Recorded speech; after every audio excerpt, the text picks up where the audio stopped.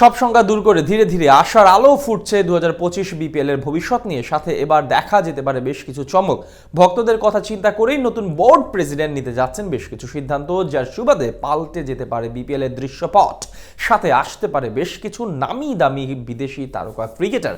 সব মিলিয়ে 2025 বিপিএল এ কি কি পরিবর্তন আর চমক থাকতে পারে তার বিস্তারিত জানবো প্রতিবেদনে।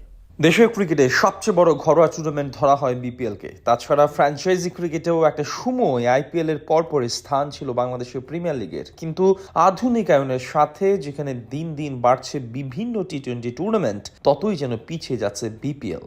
জানিয়ে ভক্তদের হাজারটা অভিযোগ শোনা যায় প্রতিটা আসরেই। তবে এবার বিপিএল এ সেই সব কিছুকে পাশ কাটিয়ে দেখা যেতে পারে বেশ কিছু চমক। ভক্তদের কথা চিন্তা করেই বড় কিছু সিদ্ধান্ত নিতে পারেন নতুন বোর্ড প্রেসিডেন্ট। বর্তমান সময়ে অধিক ফ্র্যাঞ্চাইজি টুর্নামেন্ট আবির্ভাব হওয়ায় বেড়েছে প্রতিদ্বন্দ্বিতা। সেদিক থেকে বেশ পিছিয়ে পড়েছে বিপিএল।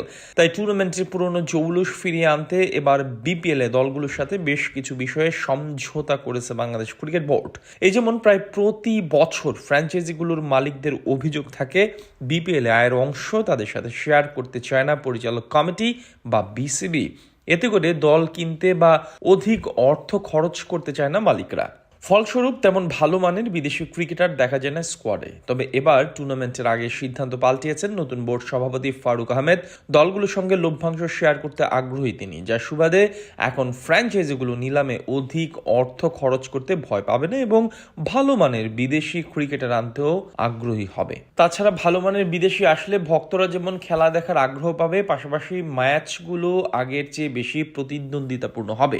এছাড়া আগামী বিপিএল এর ব্রডকাস্টিং মান উন্নয়ন করতেও কাজ শুরু করবে বিসিবি। বিশেষ করে গত আসর বাদে আগের আসরগুলোতে তেমন ভালো ব্রডকাস্টিং লেভেল দেখা যায়নি পুরো টুর্নামেন্ট জুড়ে, যা নিয়ে ভক্তদের অভিযোগ ছিল অনেকটাই। সেই কথা মাথায় রেখে এবার নতুন সিদ্ধান্ত নিতে পারে বিসিবি। এগুলোর পাশাপাশি বিপিএল এ সব সময় দেখা যায় রিভিউ সিস্টেম নিয়ে বিড়ম্বনা মোকাবেলা করতে হয় ক্রিকেটারদের। আম্পায়ারদের ভুলের কারণে অনেক ম্যাচের দৃশ্যপট পাল্টে যায় গুরুত্বপূর্ণ সময়ে, যার সুবাদে বিশৃঙ্খলা সৃষ্টি হয় ম্যাচের মাঝপথে। তবে এবার বিপিএল এ একদম শুরু থেকে ডিসিশন রিভিউ সিস্টেম দেখা যেতে পারে। পাশাপাশি আম্পায়ারদের মান উন্নয়নেও কাজ করবে ফারুক আহমেদ। এছাড়া এবার বিপিএল এ দলগুলোর মালিকানায়ও আসতে পারে ব্যাপক পরিবর্তন। এরই মধ্যে ঢাকা ফ্র্যাঞ্চাইজি কিনে নিয়েছেন চিত্রনায়ক শাকিব খানের প্রতিষ্ঠান।